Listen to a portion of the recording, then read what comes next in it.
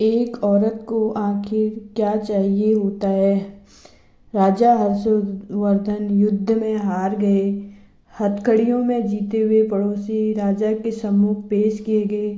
पड़ोसी देश का राजा अपनी जीत से प्रसन्न था और उसने हर्षवर्धन के सम्मुख एक प्रस्ताव रखा। यदि तुम एक प्रश्न का जवाब हमें लाकर दे दोगे तो हम तुम्हारा राज्य लौटा देंगे, अन्यथा उम्र कैद के लिए तैयार रहें। प्रश्न है, एक स्त्री को सचमुच क्या चाहिए होता है? इसके लिए तुम्हारे पास 1 महीने का समय है। हर्षवर्धन ने यह प्रस्ताव स्वीकार कर लिया। वे जगह जगह जाकर विदुषियों, विद्वानों और तमाम घरेलू स्त्रियों को से लेकर नृत्यांगनाओं, वेश्याओं, दासियों और रानियों, साध्वी सबसे मिले और जानना चाहा कि एक स्त्री को सचमुच क्या चाहिए होता है।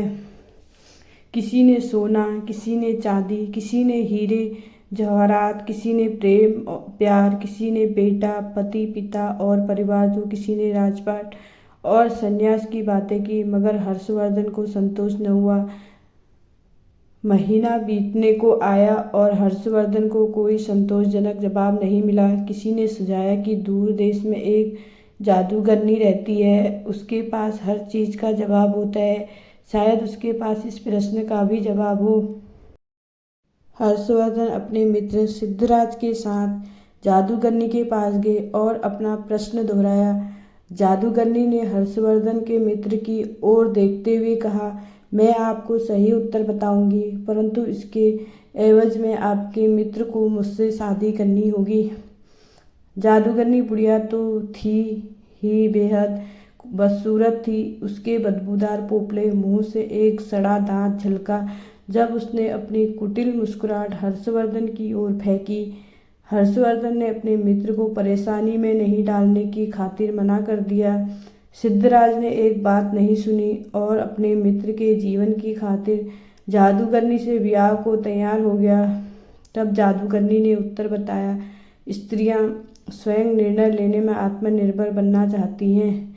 यह उत्तर हर्षवर्धन को कुछ जमा। पड़ोसी राज्य के राजा ने भी इसे स्वीकार कर लिया और उसने हर्षवर्धन को उसका राज्य लौटा दिया।